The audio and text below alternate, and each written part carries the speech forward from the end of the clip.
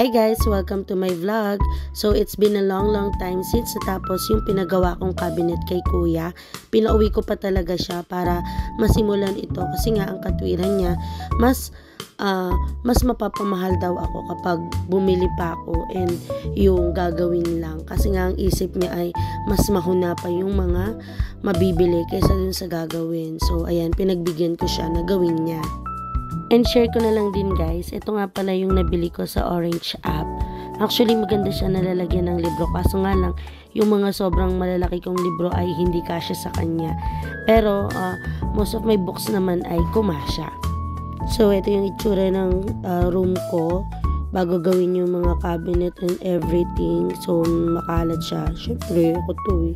So dito naman ay simula na naming alisin. Inalis ko na yung sa bed frame and then nagsimula na akong magpintura ng pader kasi naisip ko mas maganda kung kapag maayos na at ikakabit na yung cabinet, at least parang bagong pintura yung mismong pader para white na white, diba? At bilang isang babae na hindi mapakali, ayan nga ay inilabas ko na yung bed frame tapos nag-spray ng konti, iniubos ko na lang dyan. Then dito naman ang inayos ko naman ay yung luma kong nasa ilalim ng TV. Nakalimutan ko kung anong tawag dito, basta yun na yun. Pero at the end of the day ay hindi ko din naman siya nagamit. Pininturahan ko pa naman yan isa-isa. Pinamigay ko din siya at the end. Ayun. So ayan. Tapos dito pinipinturahan ko na yung mismong mga paa ng aking higaan. Kasi ito yung pinagpalitan ko lang kay nanay. So hindi kasi ako mapakali. So meron ako natirang brown na pintura. Kaya ipinintura ko dyan kahit ang init-init.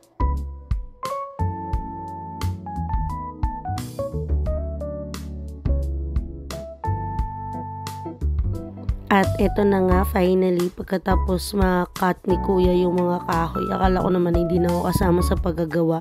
Kasama pa rin pala ako. So ayan, tulong-tulong na kaming tatlo. Mapagbigyan ko lang yung gusto niya. Pag ito talaga di naging maayos ang kinalabasan eh. Pero ayan, so masaya naman ako dyan na tumutulong. Yun nga lamang idumikit na sa akin yung mga pandikit. So ayan, so salamat naman sa buhay ng dalawang ito kasi hindi naman nagre-reklamo, lalo na si Joseph kasi nga siya naman yung may gustong gawin yan. So thank you so much kapatid. Ayan, so sukat-sukat kasi mahilig yun nanay, gusto niya pantay na pantay. Ayan, nagutom na kami kaya naglabas na ako ng chichirya. Tapos napakainit pa dyan sa kwarto kasi nga ay mainit na eh. Kasi yan yung time pa na may pasok pa. So kapag Sabado lang talaga or kaya walang pasok, tsaka lang talaga yan naaasikaso. Pero kapag yung may pasok nga, syempre iniimis ko pa rin yung mga pinag-anuhan namin. At syempre ito, tuwing darating ako tuwing hapon, isinisingit ko ang pagpipintura. So ayan, ako na yung napinturahan na talaga to ni tatay, kaso nga lang hindi ako satisfied kasi layer of protection kasi ang pintura, diba? So ayan, gusto ko pang dagdagan ng marami pang pintura. Okay lang naman sa akin gumastos, basta talagang protection talaga. So ayan, pininturahan ko pa rin ang pininturahan. Masaya naman ako sa ginagawa ko at saka wala naman kasing ibang gagawin nito. Kasi wala niya si kuya, sa next week na ulit yung dating niya. And yan yung ginagawa ko tuwing ako ay uuwi galing school. Kasi nga sayang yung oras at saka sayang yung panahon. Kasi nga ay gusto ko na talagang matapos to. So yan, ganito ko dyan magpintura guys, no? Huwag yun ang pansinin yung ano ko dyan, braso ko. Pansin nyo na masipag ako dyan. So ayan, pintura pa rin ang pintura hanggang sa kailaliman. Naku, yung pawis talaga dyan mga ating, talaga naman taktakan na talaga yung pawis dyan. Kaya siguro din na naging masasakitin na ako ngayon eh, kasi ang dami kong pinagagawa nitong mga nakaraang buwan. Tapos ayun, hindi na nawala yung ubo, sakit ng likod, ma-hospital ka pa, talaga namang lahat na imararanasan mo. Pero pinakamalaki talagang factor dyan yung yung kapag na-stress ka sa dami ng iniisip mo. Hindi kasi nakakapagod siya physically. Though nakakapagod naman talaga, pero mas nakakapagod kasi mentally.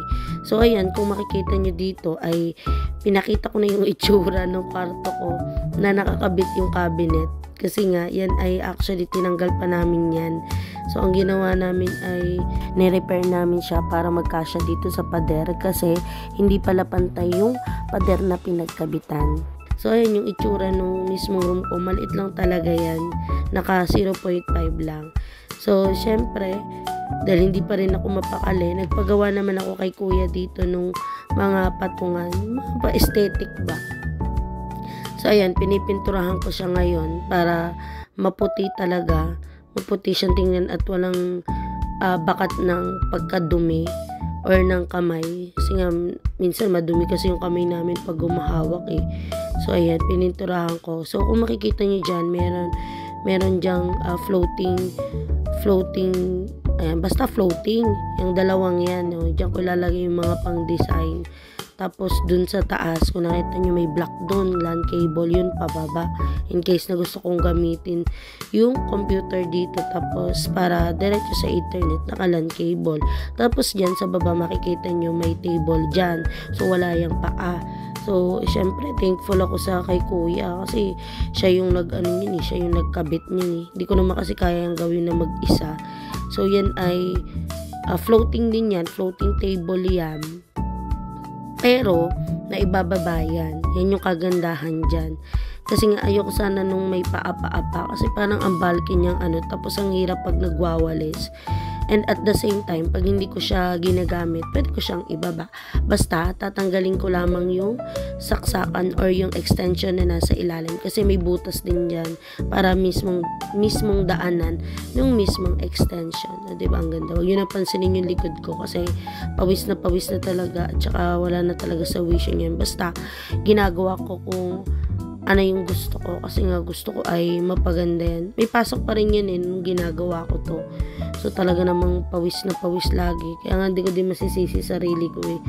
Ay hindi pala, masisisi ko pala sarili ko kung bakit talaga ako nagkakasakit nitong mga nakaraan. Kasi kasalanan ko din, masyado kong pinagod ang sarili ko nung may pasok. Pero pa doon sa mga ginagawa ko sa school. Tapos nagpapataib pa ako sa school. Kasi nga pag may hindi ako natatapos, gusto ko tatapusin ko doon. Kasi nga ayaw kong iuwi. Kasi nga, pag inuwi ko, edi hindi ko naman itong magagawa. Ito yung ginagawa ko pag umuwi ng hapon. So, ayan. So, ang pinagpipintura ko lang pala dyan, yung yung hindi mabaho na pintura. Nakalimutan ko kung anong tawag. Lahat na lang nakalimutan ko eh. Basta yung hindi sobrang baho.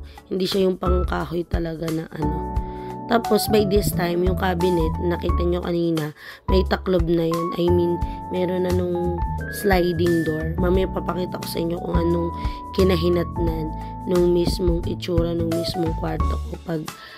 Pag natapos ko na tong pagpipintura kong to. Kasi, hindi talaga mapakali. Basta, gusto ko laging pipinturahan mga small details lang. Pag may nakita kong konting dumi, pipinturahan ko ng white. Yan, ganun kasi ako. Hindi ko mapigilan. Ayan, binaba ko na yung mismong table. Kasi nga, inuubos ko nga yung pintura na ginamit ko. Diba ang cute? Hindi pa ako nakontento. Pinahid ko pa rin dun sa pader. Kasi nga, magkatulad lang ako na ginagamit yan sa pader at saka dyan sa mga,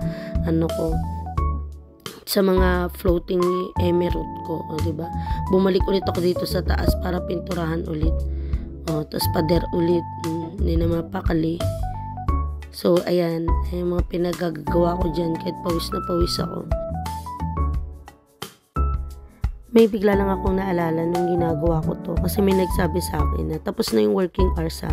Sabi sa akin bakit daw hindi ako nagre-reply? Kawasa daw ba within the 3 hours daw na hindi ako online? Ay talaga daw ba na wala akong nireplyan? Sabi ko, syempre, opo. Kasi ito naman talaga yung ginagawa ko during that time. So, hindi ko alam kung bakit. Parang, ang hirap na hirap silang maniwala kahit totoo naman yung sinasabi mo na hindi ko na magagawaing magsinungaling. Wala lang, bigla ko lang naalala ang ikwento. So, ito na nga yung itsura ng mismong kwarto ko. Ayan, nalagyan na ng taklob yan. So, hindi na 3/4 yung ginamit ko doon, kundi kalahati na lang. Kalahati? O, basta yung mas manipis doon. Kasi nga ay baka ako hindi nakayanin. So, katulad, kasing kapal nitong floating, yung nasa floating root ko. Yan, ganun lang yung kanyang lapad. So, ayan, maganda naman yung kinalabasan ng ginawa ni Ping. So, eto, aesthetic pa, kunwari, binili ko pa nga yan yung mga bulaklak na yan sa Orange app. Cute naman diba? Tapos puting-puti. Pinto lang talaga yung hindi puti dyan. At syempre yung kama ko mismo. Pero syempre, super happy na ako nyan kasi kahit medyo napagastos ako, at least alam kong medyo magtatagal yung mga gamit na nandyan. So, satisfied din naman talaga ako. So, salamat sa aking mga kapatid na nakatulong. At syempre kay Joseph na hindi naman talaga nagre-reklamo. Pero, syempre, binibigyan ko pa rin yun, Pero bigay kapatid. Hindi yung bigay na nagpapatrabaho. So, thankful ako sa buhay niya. Pakita na din ako sa inyo ng mga still pictures na kinalabasan talaga ng mismong kwarto. Ayan. Naka 0.5 yan. Para makita yung itsura talaga. Aesthetic. So, that's it guys. See you in my next vlog. Thank you for watching.